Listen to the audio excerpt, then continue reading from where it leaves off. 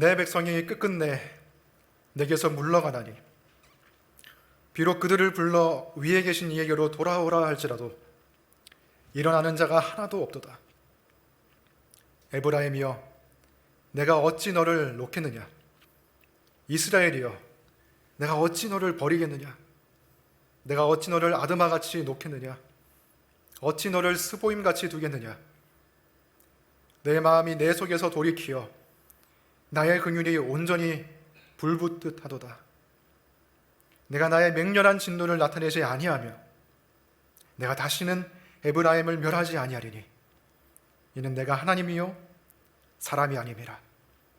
내 가운데 있는 거룩한 이니 진노함으로 내게 임하지 아니하리라. 아멘. 자리에 앉아주시기 바랍니다. 잠시 기도하겠습니다. 하나님 감사합니다. 오늘도 하나님 말씀을 통해서 하나님의 마음을 우리에게 보여주시니 감사합니다. 우리가 하나님의 마음을 확인할 수 있기를 원합니다.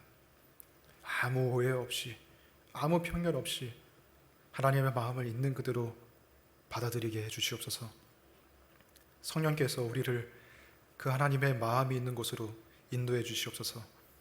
예수님의 이름으로 기도합니다. 아멘. 우리 교회에서 계속해서 그리스도의 마음이라는 주제로 시리즈 설교를 하고 있습니다. 우리를 향한 하나님의 마음이 어떠한가? 이것을 우리가 알고자 하는 이유가 무엇입니까? 단순하게 말하자면 우리가 그 마음을 잘 모르기 때문이죠. 어렴풋이 우리는 하나님의 마음을 안다고 생각하지만 사실은 그것이 어디까지나 우리의 추측에 불과할 때가 많습니다.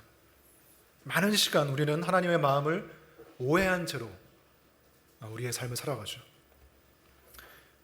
영화나 드라마를 보면은 이게 로맨스 영화 같은 경우에는 또는 드라마 같은 경우에는 빠지지 않고 등장하는 전개되는 스토리가 있는데, 예를 들어서 남녀 주인공이 서로 사랑하고 있고 좋아하고 있는데 서로 계속 엇갈리고 오해가 생기고 멀어지는 이야기를 우리가 보게 됩니다.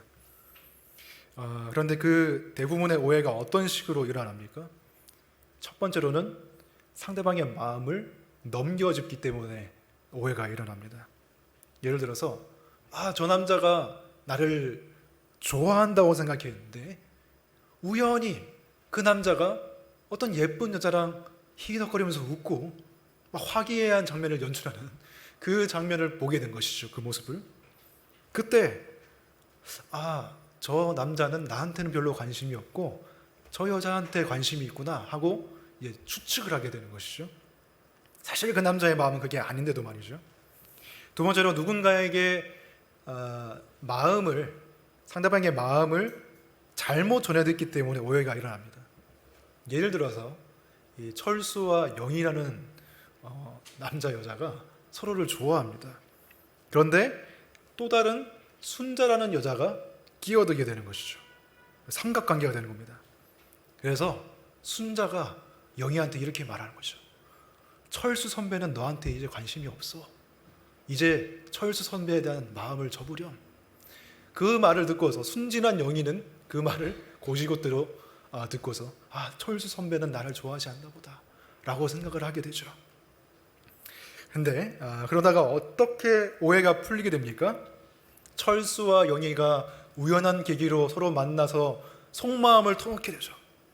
직접 서로 이야기하게 되면서 모든 오해가 풀리게 되는 것입니다. 처음에는 막 티격태격하면서 막 싸웁니다. 너가 그 여자랑 막 웃고 있는 모습을 내가 봤단 말이야. 이렇게 하다가 결국에는 서로의 속마음을 말해버리게 되죠. 이 바보야. 사실 나는 너를 좋아한단 말이야. 이런 식으로 흔한 이 K 드라마의 전개 아니겠습니까? 그런 식으로 이제 서로에 대한 오해가 풀리게 됩니다. 직접 소통을 하게 됐기 때문이죠. 하나님과 우리 사이에도 이와 같은 일이 일어납니다. 우리가 하나님의 마음을 오해하는 가장 큰 이유 중에 하나는 하나님의 마음을 우리가 넘겨짚기 때문이고 추측하기 때문이죠. 그리고 또 하나의 중요한 이유는 우리가 잘못 하나님의 마음을 누군가로부터 왜곡된 채로 전해 듣기 때문입니다. 그러면 우리가 어떻게 하나님의 마음을 오해 없이 알 수가 있을까요? 드라마에서 나온 것처럼 직접 들으면 됩니다. 하나님께 직접 들으면 됩니다. 하나님의 마음을 넘겨짚지 않고 누군가로부터 잘못 전해 듣는 게 아니라 하나님이 자신의 마음에 대해서 말씀하시는 것을 들으면 되는 것이죠. 어떻게 하나님의 마음을 직접 들을 수 있습니까? 바로 우리가 읽은 성경 말씀이 하나님의 마음을 직접 말해주고 있습니다. 하나님의 말씀이 무엇입니까? 모든 성경은 하나님의 감동으로 기록된 것으로, 하나님의 감동으로 기록되었습니다. 이것은 하나님의 숨결로 기록되었다는 뜻입니다. 하나님의 숨결을 직접 불어넣으셔서 내 마음이 이렇다, 너희가 내 마음을 이렇게 알아주었으면 좋겠다, 기록한 것이 성경입니다. 그리고 이 성경 말씀은 문자로 기록되어 있기 때문에 객관적이고요, 우리의 마음의 상태에 상관없이 우리는 하나님의 마음을 그대로 우리가 이해할 수가 있습니다. 우리는 첫 번째 시간에 마태복음 말씀을 통해서 하나님의 마음을 직접 들었죠. 나는 마음이 온유하고 겸손하니. 하나님의 마음은 온유하고 겸손하십니다. 두 번째 시간에 히브리서 말씀을 통해서 우리는 하나님의 마음이 열려지는 것을 보았습니다. 하나님께서는 연약한 자들을 동정하시는 분, 그들의 연약함을 공감하시는 분이라는 것을 하나님께서 말씀하셨죠. 이 시간에는 호세아 말씀을 통해서 우리를 향한 하나님의 말씀이, 하나님의 마음이 어떠한가를 직접 확인해 볼 수 있기를 바랍니다.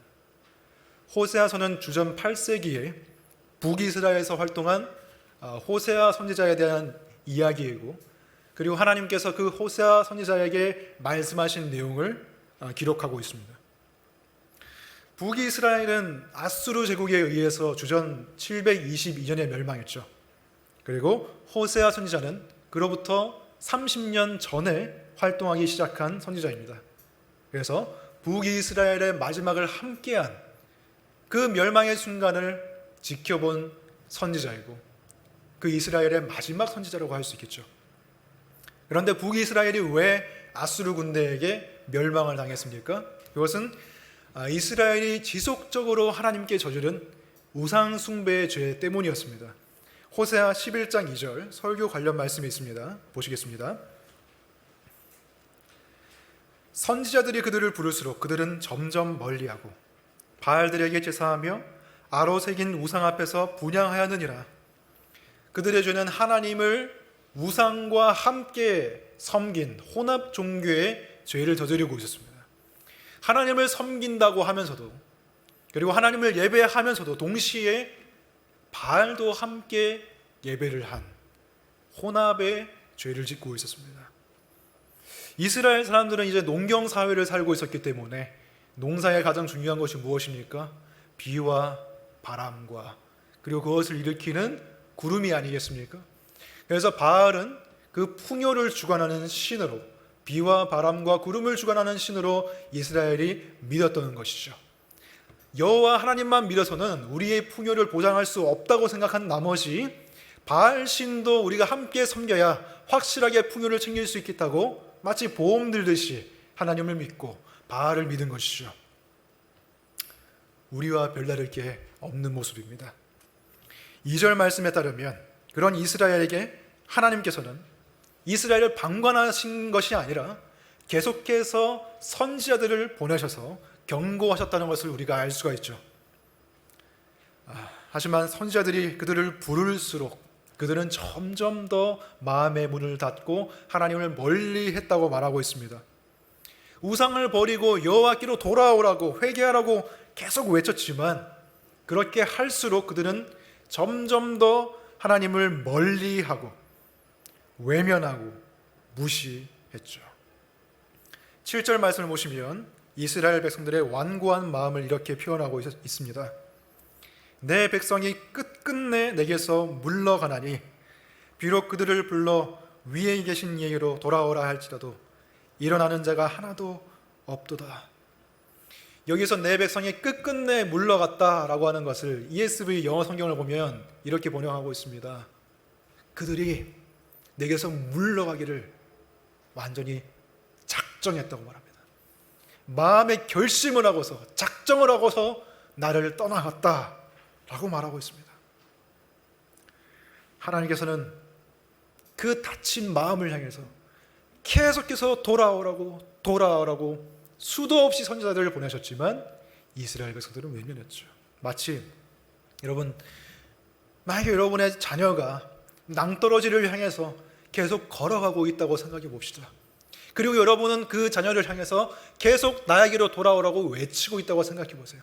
아빠한테 와, 또는 엄마한테 와. 거기 계속 가면 떨어져, 죽을지도 몰라. 계속 외치고 있습니다. 그런데 자녀는 아무것도 모른 채 고집만 피우면서 말도 듣지 않고 계속 낭떠러지로 걸어가고 있습니다. 여러분이 그 자녀의 부모라면 어떻게 하시겠습니까? 말을 해도 안 들어요. 그러면 넘어뜨려서라도, 무릎에 피가 나게 해서라도 낭떠러지로 가는 것을 막아야겠죠. 하나님도 마찬가지입니다.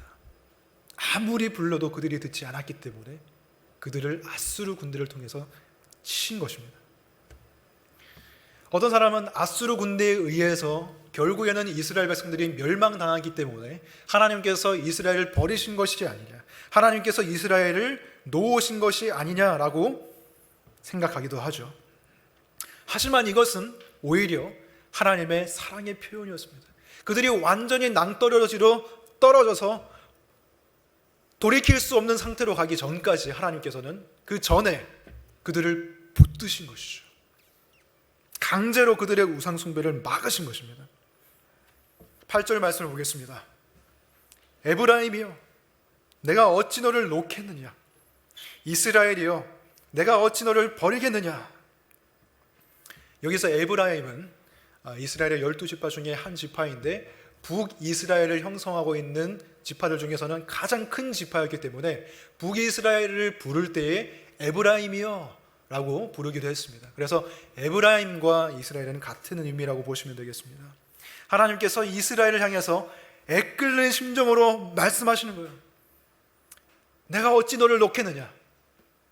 내가 어찌 너를 버리겠느냐?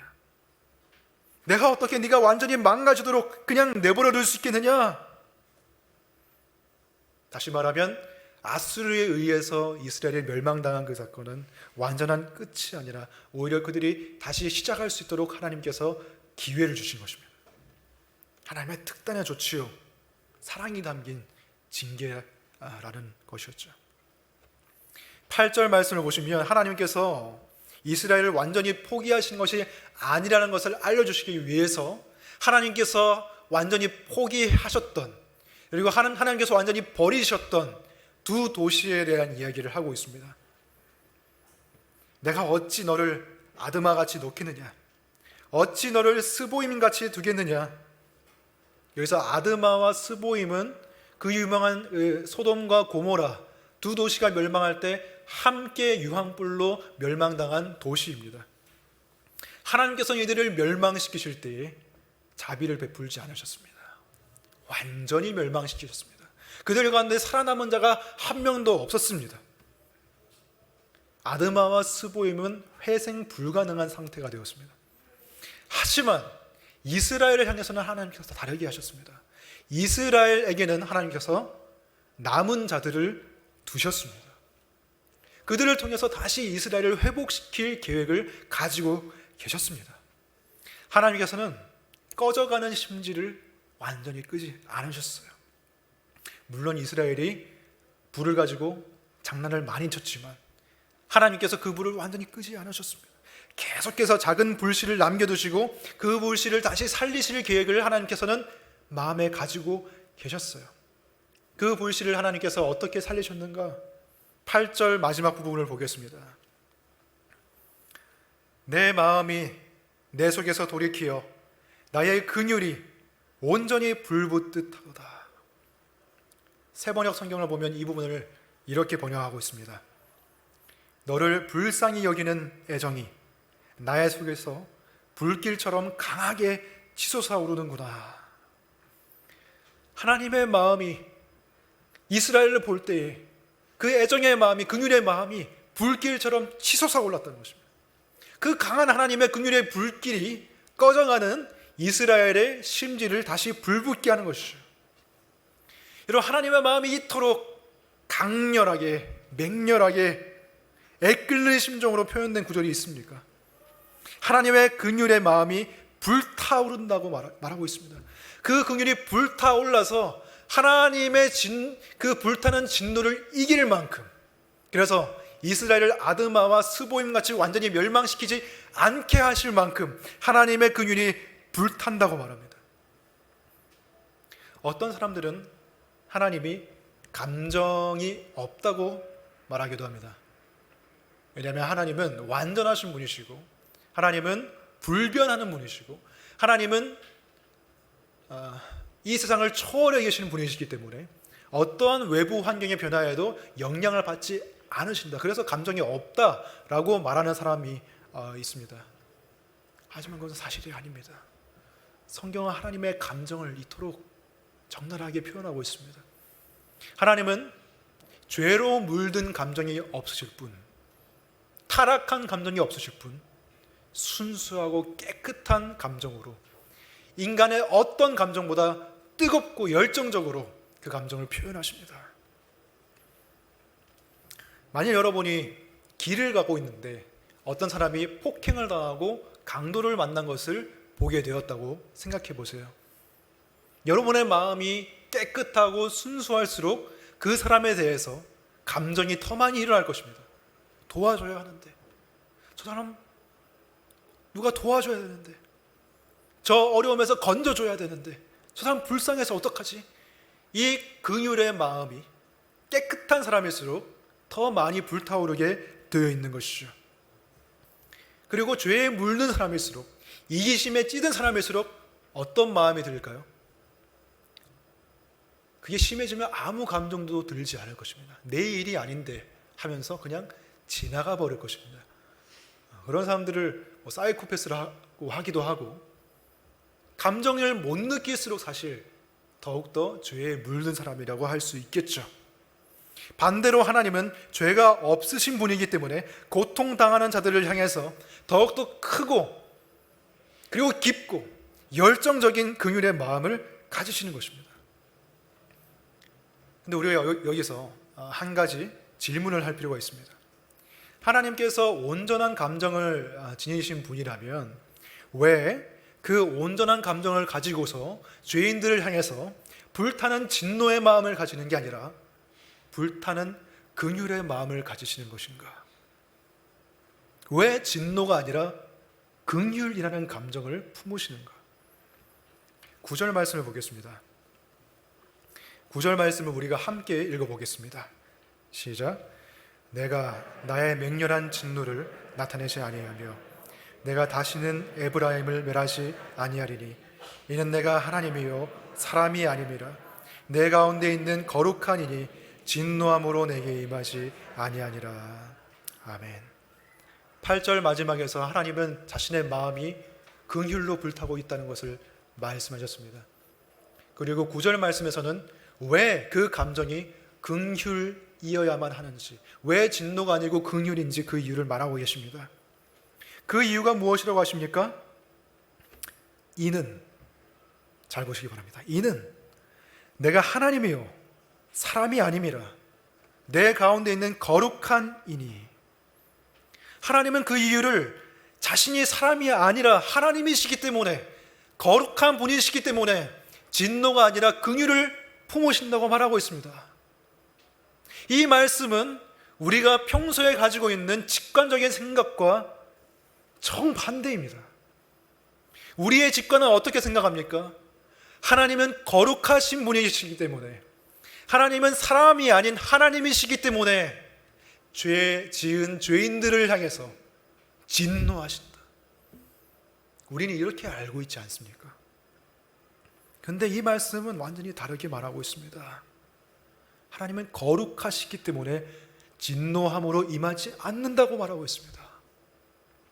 우리는 종종 하나님의 거룩을 진노와 동의어로 생각합니다. 하나님은 거룩하시기 때문에 진노하시는 분이야. 거룩이 곧 진노야 라고 말을 하지만, 엄밀히 말하면 거룩이 곧장 진노로 달려가게 만드는 단어는 아닙니다. 거룩과 진노는 동의어가 아닙니다. 엄밀히 말하면 거룩은 이런 의미를 가지고 있습니다. 거룩은 구별됨을 말하고 있습니다. 구별되는 것이 거룩의 본질이고 원천입니다. 하나님이 거룩하시다는 것은 하나님께서 하나님만이 유일한 창조주이시고 이 세상에 존재하는 모든 것은 하나님이 지으신 피조물이기 때문에 하나님만이 유일하게 구별된 분이라는 것을 말하고 있습니다. 그게 거룩입니다. 이 세상의 모든 것들은 유한하고 다른 어떤 것들을 의지해야 하고 끝이 있고 일시적인 존재들이지만 하나님 한 분은 홀로 무한하시고 홀로 영원하시고 스스로 계시는 분이시기 때문에 그러한 의미에서 하나님은 거룩하신 분이십니다. 즉 하나님이 아닌 모든 피조물과는 질적으로 다른 분이라는 의미에서 하나님은 거룩하신 분이십니다. 그게 거룩입니다. 그래서 하나님은 내가 하나님이요 사람이 아님이라 라고 말씀하신 것입니다. 나는 사람이 아닌 하나님이기 때문에 나는 거룩한 존재다 라고 하나님이 말씀하시는 거예요. 사람의 생각으로는, 우리의 유한한 생각으로는, 지혜로는 하나님께서 이스라엘 백성을 아드마와 스보임처럼 완전히 멸망하시는 것이 올바른 처사라고 우리가 생각하기가 쉽죠. 사람의 생각으로는 그게 당연한 것입니다.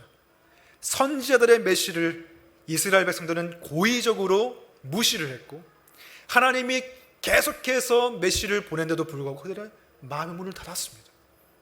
그들은 멸망받아야 마땅합니다. 하나님이 불타는 진노를 내리시는 것이 마땅합니다. 하지만 하나님은 사람과 다른 분이시기 때문에 거룩하신 분이기 때문에 우리의 생각과 완전히 다른 반응을 보이신 것입니다. 불타는 진노가 아니라 오히려 불타는 긍휼로 그들을 대하셨습니다. 그런데 왜 사람들은, 저와 여러분은 하나님께서 죄를 지은 이스라엘 백성에 대해서 진노하시고 그들을 멸하셔야 한다고 생각하는 것일까요? 왜 사람들은 그렇게 생각하는 걸까요? 왜 하나님의 생각과 사람의 생각은 그토록 다른 것일까요? 그것은 우리가 이 세상에서 경험하는 모든 종류의 사랑이 조건적이기 때문입니다. 이 세상이 작동하는 모든 원리와 방식과 원칙이 조건적이기 때문입니다. 어떤 조건입니까? 내가 어떻게 행동하느냐에 따라서 상대방의 행동도 달라지고 내가 상대방을 어떻게 대하느냐에 따라서 상대방의 나에 대한 대우도 달라진다는 것입니다. 내가 어떻게 하느냐에 따라서 상대방의 사랑의 크기가 결정된다는 것입니다. 우리는 아주 어렸을 때부터 그것을 자연스럽게 배우면서 자라납니다. 유치원에서부터, 그리고 초등학교에서 친구들을 통해서, 선생님을 통해서 내가 어떻게 행동하느냐에 따라서 상대방이 나에게 사랑을 다르게 준다는 것을 우리는 계속 학습합니다. 직장에서 그럼 말도 할 필요가 없죠. 나의 행동에 따라서 모든 것이 나의 가치가 결정되는 것처럼 평가가 됩니다. 심지어 부모님에게서도, 가족 안에서조차 우리는 그런 조건적인 사랑을 학습하고 받아들이면서 자라납니다. 부모님의 사랑이 이 세상에서 가장 무조건적인 사랑에 가깝다고 우리는 알고 있지만 사실은 한계가 있다는 것도 우리는 알고 있습니다. 아무리 부모님이 자녀를 사랑한다 할지라도 자녀가 부모에게 어떻게 행동하느냐에 따라서 사실은 부모님의 마음도 달라진다는 것은 우리는 알고 있죠. 우리가 그런 사랑을 받았잖아요. 성경에 그 현실이 너무나 잘 반영되어 있습니다. 야곱도 요셉도 다윗도 다 부모님의 편애 가운데서 자라난 인물들이죠. 우리는 이렇게 항상 대부분 조건적인 사랑을 받고 자라나고 그리고 지금도 살아가고 있기 때문에 다른 사람을 대할 때도 우리도 조건적인 사랑을 베풀면서 살아갑니다. 이러한 예는 수없이 많습니다. 예를 들어서 카카오톡에 누가 생일이다 떴습니다. 오늘의 생일자를 확인해 보세요. 보니까 내가 아는 사람이에요. 선물하기를 눌렀습니다. 이 사람이 나한테 선물을 했었나 확인해 봅니다. 요즘에는 너무나 친절하게 다 알려줍니다. 서로 주고받은 선물이라는 기능이 있어요. 그걸 확인해 보면 이 사람이 나한테 선물을 했었구나. 근데 얼마짜리를 했었지? 10,000원? 확인해 보니까 50,000원짜리. 왜 이렇게 비싼 선물을 줬어? 그럼 나도 50,000원짜리를 해야 되잖아.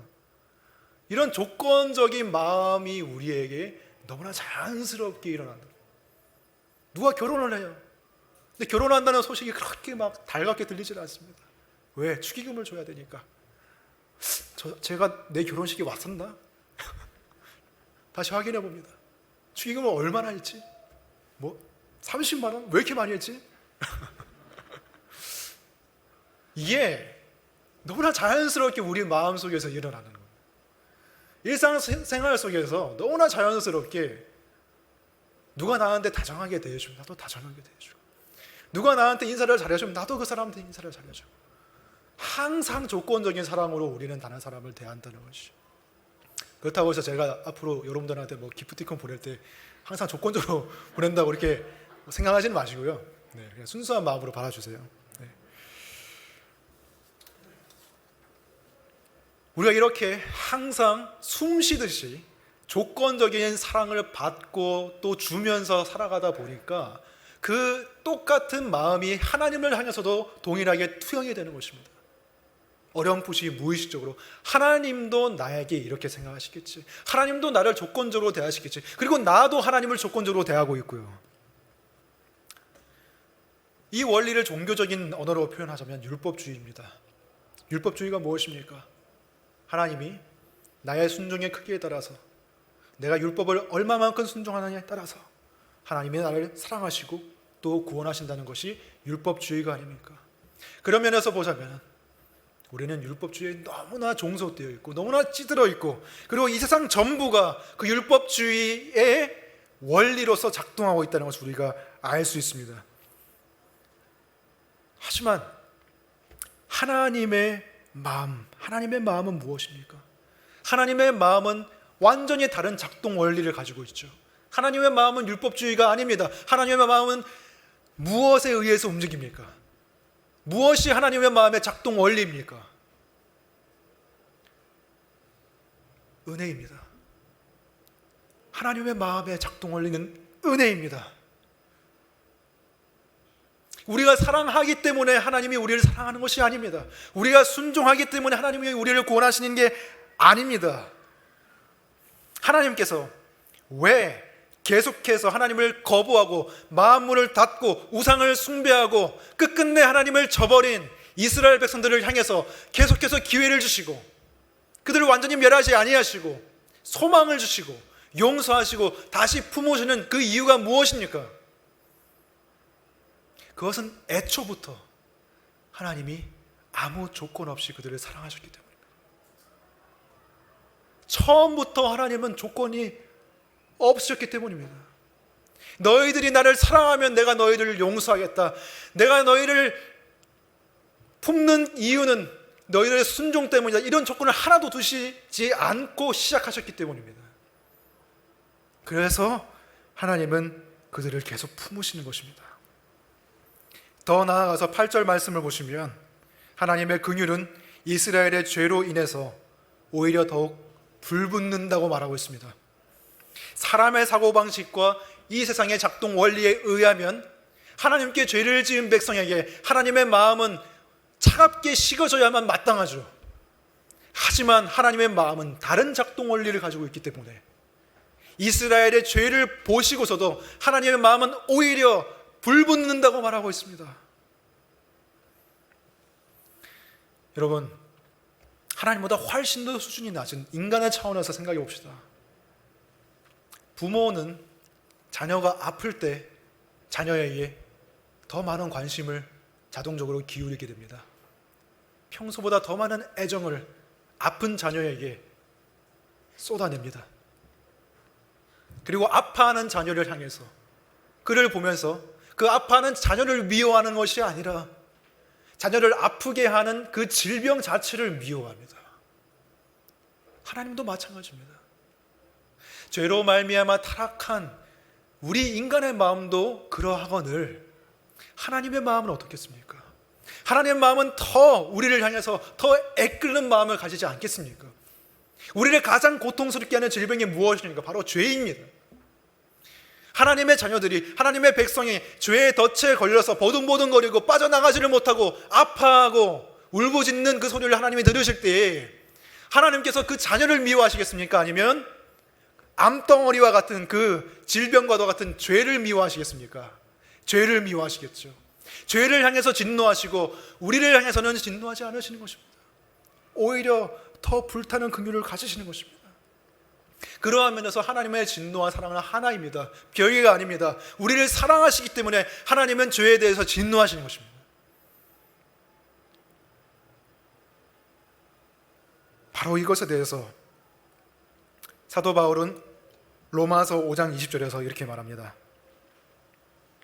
율법이 들어온 것은 범죄를 더하게 하려 함이라. 그러나 죄가 더한 곳에 은혜가 더욱 넘쳤나니. 사람들은 율법을 어기고 싶어하는 마음이 있습니다. 그게 본성입니다. 어떤 법이 있으면 그걸 어기고 싶어요. 그냥 하나님의 주권을 침탈하고 싶어서.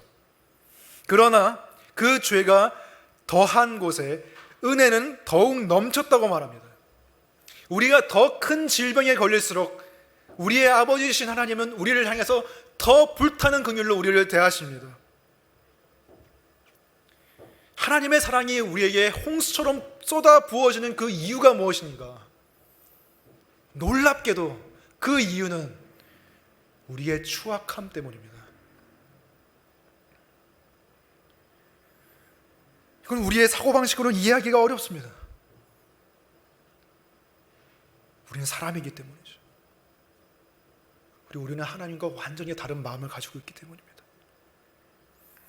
여러분, 이렇게 이해할 수 없는 하나님의 마음이 언제 가장 선명하게 나타났습니까? 호세아서에 나타난 불타는 애끓는 하나님의 심정이 우리를 어디까지 데려가고 있습니까? 바로 예수 그리스도의 십자가입니다. 그 십자가에서 하나님의 불타는 사랑의 정점을 찍었습니다. 우리의 머리와 우리의 가슴으로는 도저히 이해할 수 없는, 헤아릴 수 없는, 감당할 수 없는 하나님의 은혜와 사랑이 십자가에서 나타났습니다. 여러분, 제가 질문을 드리겠습니다. 누가 예수님을 십자가에 못 박았습니까? 누가 예수님을 십자가에 못 박았습니까? 로마 군인입니까? 본디오 빌라도입니까? 바리새인과 대제사장입니까? 아니면 저와 여러분입니까? 누구입니까? 정확한 답을 말씀드리면 아버지께서 자기 아들을 십자가에 못 박으셨습니다. 아버지가 사랑하는 아들을 십자가에 못 박았습니다. 우리를 향한 불타는 긍휼 때문에, 우리를 버리실 수가 없기 때문에 자신의 아들을 십자가 위에서 못 박으시고 버리셨습니다. 우리의 모든 죄를 그 아들에게 다 짊어지게 하셨습니다. 우리 한 개인의 죄가 아니라 온 인류의, 하나님의 택하신 백성들의 그 죄를 다 그 머리 위에, 그 십자가 위에 쏟아 부으셨습니다. 그 고통을 하나님의 아들이 감내하게 하셨습니다. 여러분, 제가 지금 예로 드는 것이 사실 전혀 가능한 이야기가 아니지만 그냥 예라고 생각하고 들어보시기 바랍니다.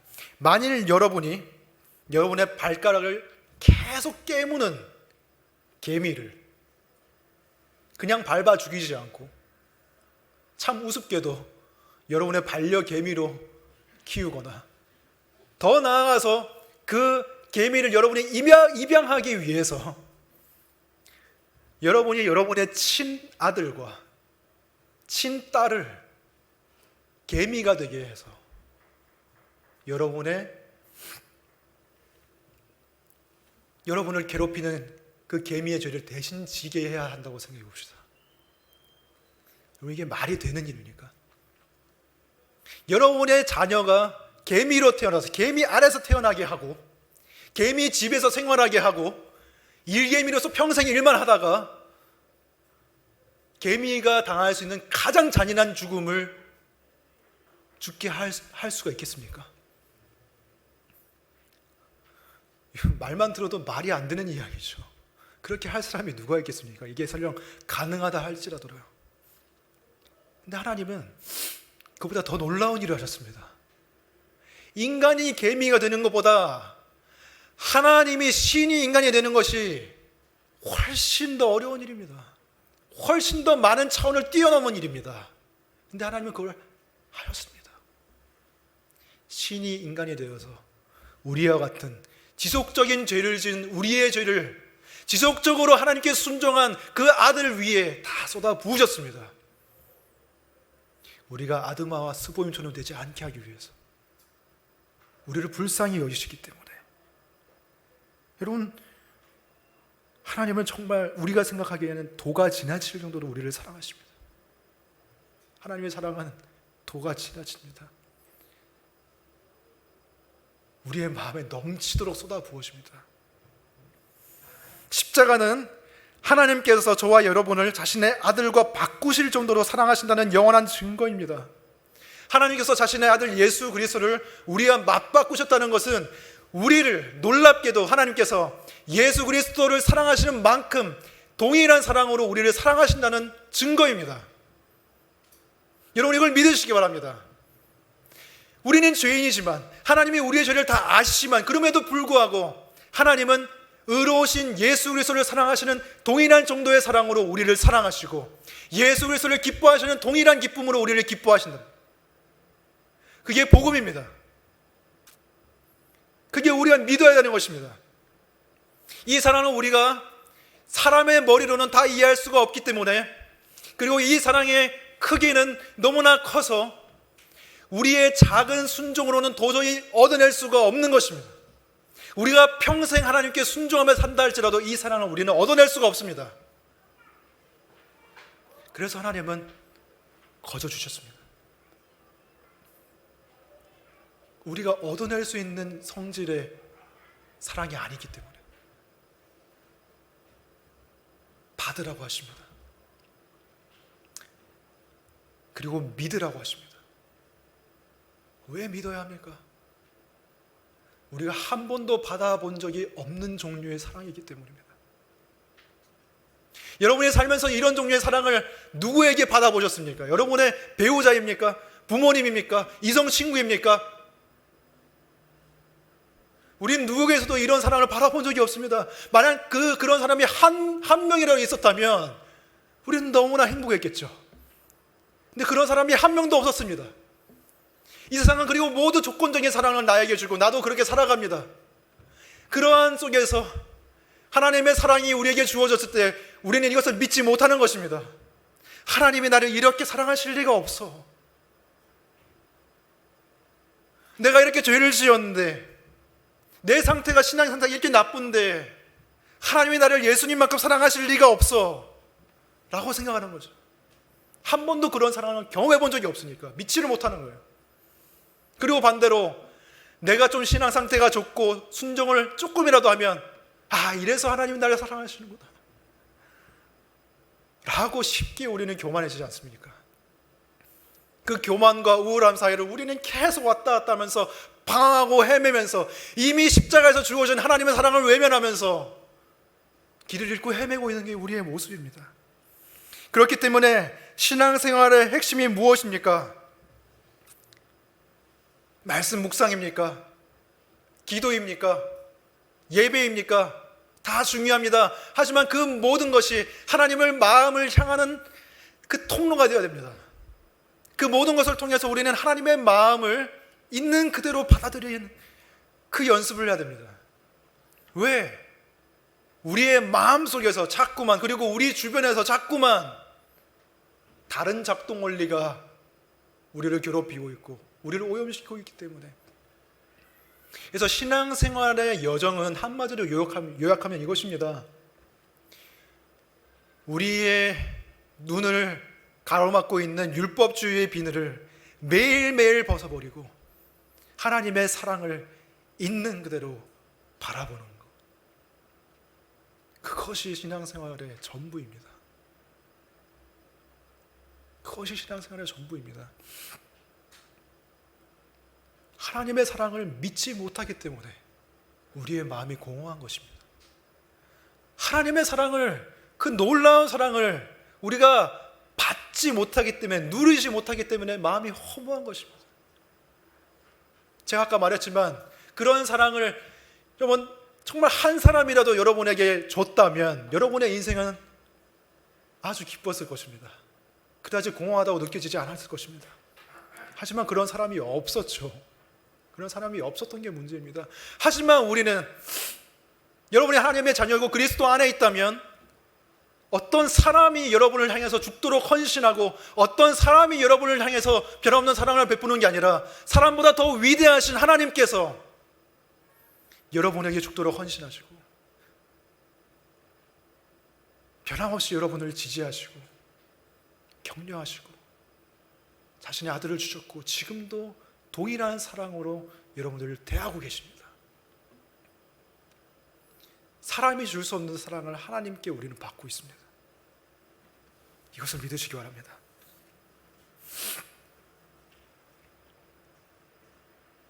우리가 하나님의 사랑을 온전히 깨닫고 받아들일 수만 있다면 더 이상 우리는 방황하지 않을 것입니다.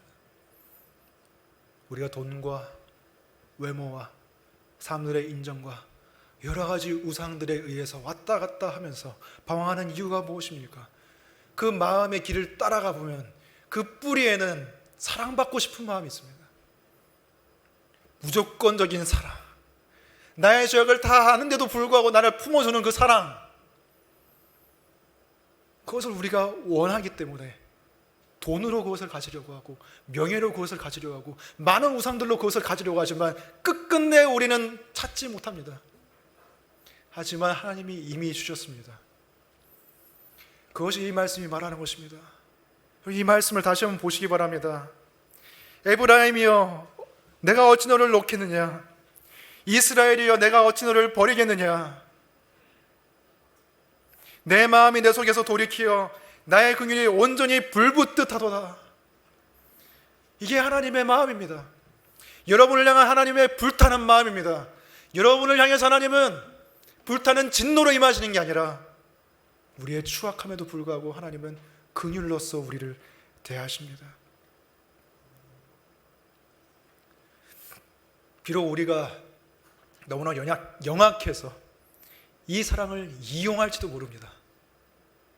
하지만 끝끝내 우리가 하나님의 사랑을 정말 마음으로 깨닫게 된다면 하나님의 마음이 우리의 죄악을 이길 것입니다. 하나님의 은혜가, 하나님의 사랑이 우리의 죄악을 이길 것입니다. 죄악이 넘친 곳에 은혜가 더욱 넘쳐서 우리를 구원할 것입니다. 기도하겠습니다.